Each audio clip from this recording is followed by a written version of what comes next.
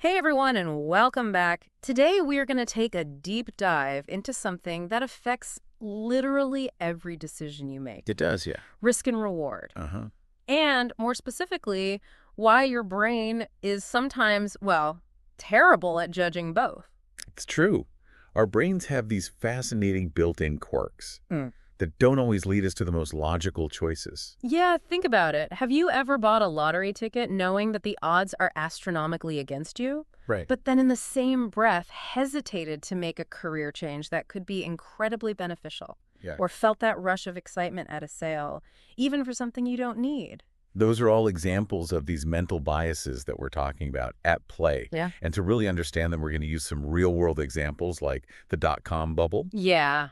the crazy world of cryptocurrency, Oh, yeah. and even Blockbuster's massive blunder of turning down Netflix. Oof. Yeah, we're going to unpack some of the most common biases so you can start to recognize them in your own life and hopefully make some smarter choices because of it.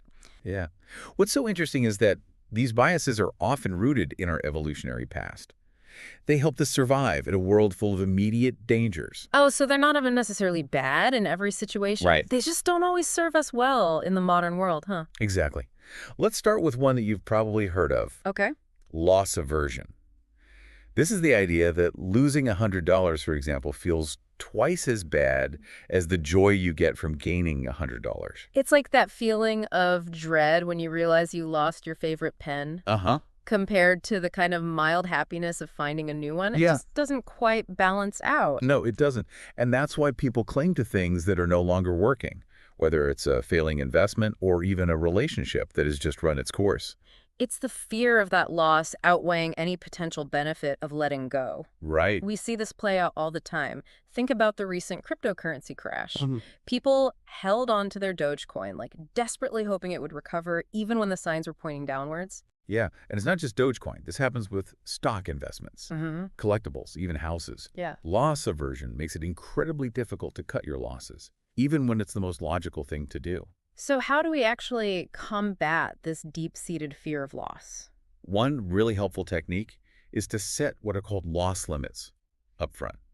Before you invest, decide what percentage drop would trigger a sale, no matter what your gut is telling you. So if you decide that your limit is a 20% drop and the stock hits that mark, you sell no questions asked. Exactly. It takes the emotion out of the decision. You're essentially creating a rule for your future self, a way to override that instinct to hold on in the face of loss. I like that. It's like setting a boundary for your brain to Mhm. protect yourself. Okay, let's move on to the next bias, the overconfidence effect. I find this one especially intriguing. This is the bias where we tend to overestimate our abilities and underestimate the role of luck or external factors. Yeah. You know, It's like when everyone thinks that they're an above-average driver, even though statistically that's impossible. precisely. Hmm. And this can lead to some, pretty disastrous decisions, Yeah. especially in areas with high failure rates. Yeah, the dot-com bubble is a perfect example of this. Investors poured billions of dollars into websites with no revenue, just utterly convinced they were going to be the next big thing. Remember pets.com? They spent $11.8 million on a Super Bowl ad Oh, yeah. that went bankrupt within 9 months. Yeah. Classic overconfidence. Oof. That's a pretty expensive lesson to learn, but it highlights how dangerous it can be to assume you're the exception to the rule. Right. That's why it's so crucial to do your research. Uh-huh. Research the base rate for success in any field that you're considering. If 90% of restaurants fail in the first year, don't assume yours will automatically be in that 10% that makes it. So before you go all in on that business idea, Yeah. make sure you understand the statistical realities. Right. Be realistic about the challenges and the potential pitfalls. It's not about being pessimistic. It's about being prepared. Okay, I'm already feeling a bit wiser. What's the next brain trick we need to watch out for? This one is called the availability heuristic. And it's all about how easily examples come to mind, even if they don't reflect the true statistical likelihood of an event. Okay, you're going to have to break that down for me a bit. Okay, so think about shark attacks. Yeah. They make for dramatic headlines, so we tend to overestimate their frequency. In reality, you're far more likely to die from heart disease. But that doesn't make for a very exciting news story. So our brains just latch on to the vivid, memorable examples, even if they're not representative of the bigger picture. Exactly. And this can have a huge impact on our decisions. Remember the frenzy around Bitcoin when it was at $60,000? Oh, yeah. Everyone was talking about it and it felt like an opportunity you couldn't miss. That FOMO is real, makes you feel like you're going to be left behind if you don't jump on the bandwagon. But what people overlooked was the historical pattern of 80% crashes following these peaks in the cryptocurrency market. The availability of those success stories kind of overshadowed the much more frequent but less publicized stories of people who lost a lot. So how do we avoid falling into this trap of making decisions based on, what's readily available in our minds rather than what's actually true? The 24-hour rule is a good one here. If you encounter an urgent opportunity, whether it's an investment or anything else, wait a full day before acting on it. Just gives you time to let that initial excitement subside. Exactly. And while you're waiting, do some research. A simple Google search of opportunity plus disaster can bring up those less glamorous but often more important perspectives. I'm definitely adding that to my decision-making toolkit. Okay, so we've covered loss aversion, overconfidence, and the availability heuristic. What other mental gremlins are lurking in the shadows of our minds? Let's talk about one that can be particularly paralyzing. Regret aversion. This is the fear of making a decision that we'll later regret. I think we can all relate to that feeling of, what if I make the wrong choice? Right. It can keep you stuck in situations that are no longer serving you. Think about Blockbuster turning down the chance to buy Netflix for a measly $50 million. They were so afraid of disrupting their existing business model that they missed out on what became a multi-billion-dollar industry. That's got to be one of the biggest business regrets of all time. Really shows how fear can lead to inaction, even when action is clearly the better choice in the long run. Our brains are wired to avoid that sting of, I told you so, even if it means staying kind of miserable in the present. So how do we loosen the grip of this regret aversion and make bolder choices? A powerful technique is to reframe regret. Instead of asking, what if I regret doing this? Okay. Ask yourself, will I regret not doing this 5 years from now? It shifts the focus from fear to opportunity. Exactly. Sometimes the fear of missing out, that FOMO, can be a powerful motivator when used strategically. This is all great stuff. I'm already starting to see how these biases play out in my own life. And we've only just scratched the surface. In the next part of this deep dive, we'll explore even more practical strategies for outsmarting your brain and making choices that are aligned with your true goals and values. I can't wait. See you there. See you there. Welcome back. I am so excited to continue our deep dive into this fascinating world of cognitive biases. Yeah. We have already uncovered some really sneaky mental patterns, like loss aversion, the overconfidence effect, and the availability heuristic. Like, who knew our brains could be so tricky? They certainly have their quirks. But the good news is that once you're aware of these biases, you can start to develop strategies for navigating them. Okay, that's what I'm hoping to do. So what are some practical tools we can use to kind of outsmart our own brains and make better choices? Well, one powerful technique is called a pre-mortem. A pre-mortem. Okay, that sounds a bit intense. Like, are we predicting our own demise here?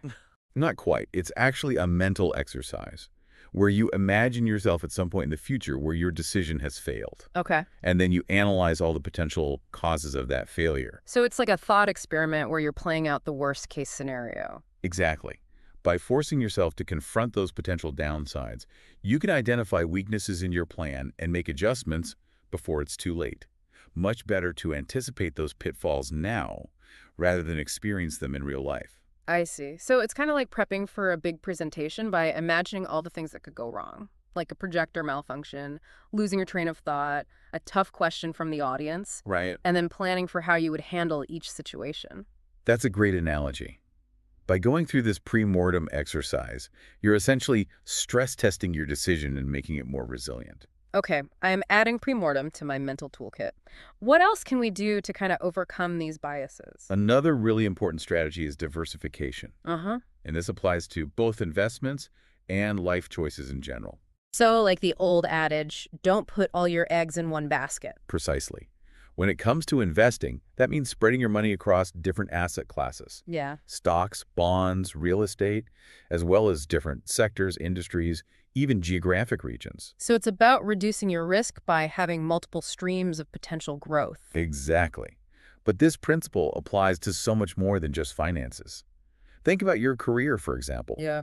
If you're solely focused on one specific role or company, what happens if that industry takes a downturn or that company faces challenges? You're left with very limited options Right. and a lot more stress. So diversifying your skills, your network, and even your interests can make you much more adaptable and resilient in the long run. It's like having a backup plan, but for every aspect of your life. Exactly. And it's not just about backup plans. It's also about opening yourself up to new opportunities and experiences. So instead of investing all your energy into one job, one relationship, or one hobby, you're branching out and kind of exploring different options. That's the idea.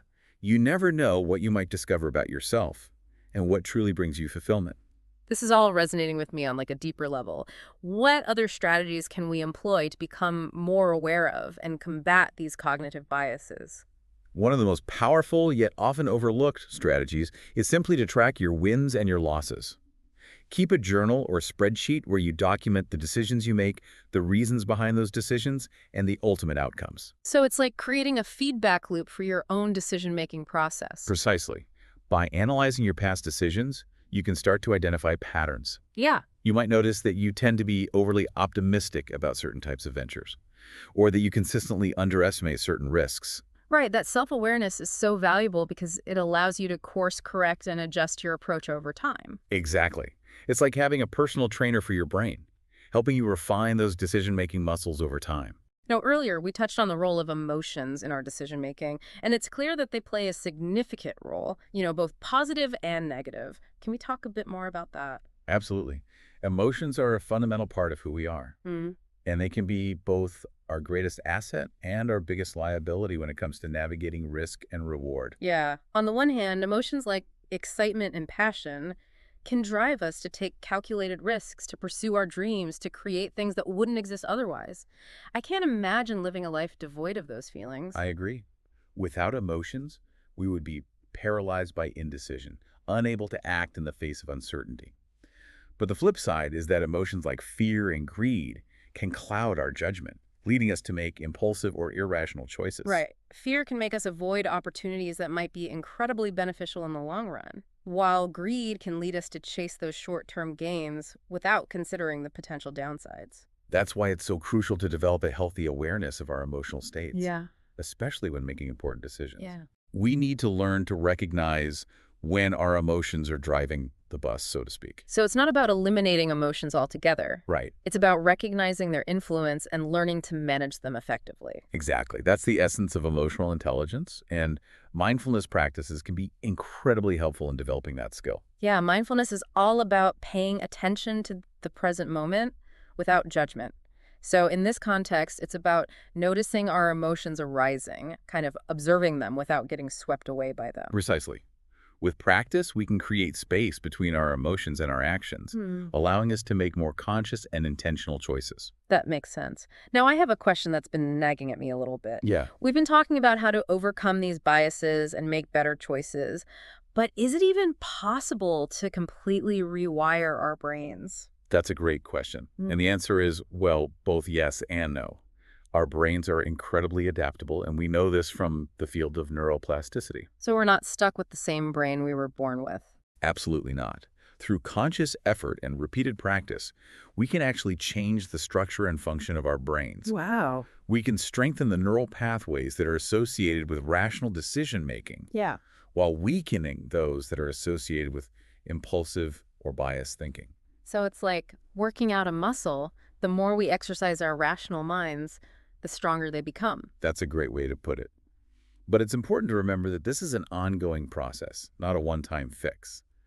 We're constantly bombarded with information and stimuli that can trigger those old familiar biases. So it's a constant battle between our rational minds and our emotional impulses. In a way, yes. But with practice and awareness, we can become much more skilled at recognizing those impulses and making choices that align with our long-term goals and values. This is all so empowering. It means that we're not doomed to repeat our past mistakes. We have the power to change our thinking, to make smarter choices, and to create a better future for ourselves. Exactly. And that's what we want listeners to take away from this deep dive. Okay, before we wrap up this part, I want to touch on a specific area where these biases can really trip us up. Here. The psychology of discounts. I know I'm personally susceptible to a good sale. Oh, we all are. There's something incredibly enticing about seeing those red sale signs or hearing about a limited time offer. It's like our brains light up with excitement and all sense of logic goes out the window. Exactly. Hmm. Discounts trigger a powerful emotional response in our brains, activating the reward centers and releasing dopamine. You know, that feel-good neurotransmitter? So we're literally getting a little hit of pleasure when we see those 50% off signs. No wonder we get so carried away. Precisely. And that dopamine rush can cloud our judgment, making us more likely to buy things that we don't need or even really want. I can definitely relate to that. How many times have I walked into a store for one specific item, Yeah. only to emerge with a bag full of impulse buys because they were such a good deal? That's a classic example of how discounts can exploit our impulsive nature. Yeah. And retailers know this. They've studied our psychology extensively. It's like they're playing on our weaknesses, creating this sense of urgency and scarcity to make us feel like we have to act now or miss out. Exactly.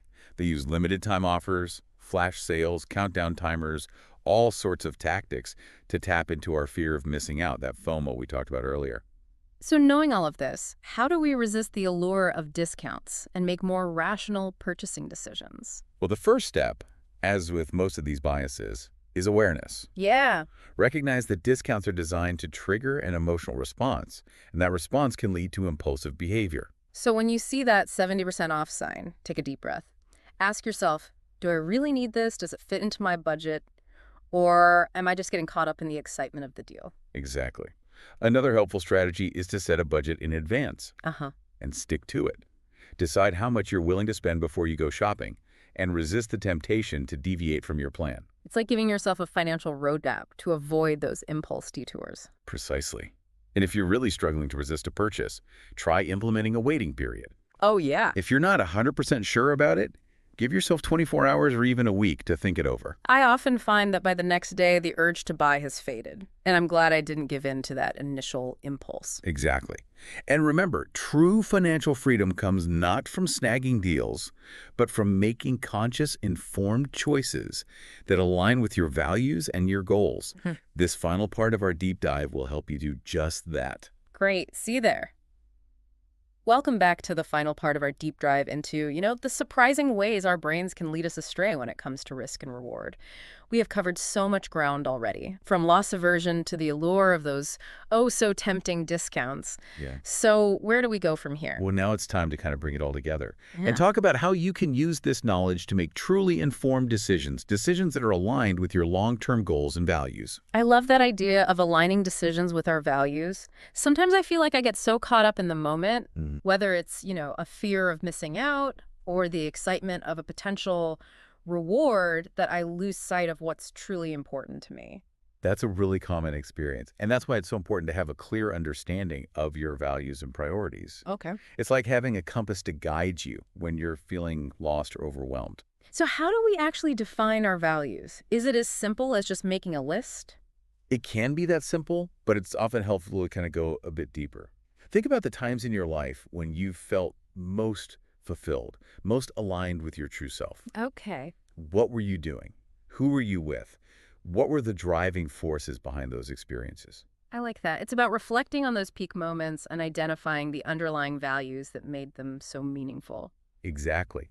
And once you have a clearer sense of your values, you can start to use them as a filter for your decisions. So if one of my core values is financial security, Uh-huh. I might be less likely to, impulsively invest in a risky venture, even if it's generating a lot of buzz. Exactly. Or if you value creativity and personal growth, you might be more willing to take a chance on a career change, even if it involves some uncertainty. It's about making choices that are in alignment with, like, who you are and what you truly want out of life. But I imagine that even when we know our values, those cognitive biases can still kind of creep in and cloud our judgment. Absolutely. These biases are deeply ingrained in our brains, so it's an ongoing process of awareness and self-regulation. So it's not about achieving some perfect state of rationality. Right. It's about developing the skills to kind of recognize those biases when they arise and then make a conscious choice about how to respond. Precisely. And one of the most powerful tools for doing this is what's called metacognition. Metacognition, that sounds pretty complex. It's simpler than it sounds. It just means thinking about your own thinking. It's about becoming aware of your thought processes, your assumptions, and your biases. So it's like having this inner observer who can step back and analyze what's going on in your mind. Exactly. And the more you practice this type of self-reflection, the better you'll become at catching those biases before they lead you astray. It's like strengthening that mental muscle we talked about earlier. Right. And another helpful technique is to surround yourself with people who can challenge your thinking and offer different perspectives. Yeah, I have noticed that when I am talking to a friend or a colleague about a decision, Yeah, sometimes just hearing myself say it out loud helps me to see it more clearly. that's a great point. Hmm. Verbalizing our thoughts can force us to articulate our reasoning and expose any flaws or inconsistencies in our logic. And having someone else kind of ask probing questions can really help to illuminate blind spots or assumptions we might not even be aware of. Absolutely. It's about seeking out diverse viewpoints and being open to constructive criticism. So to recap, we've talked about understanding our values, practicing metacognition, and seeking out diverse perspectives.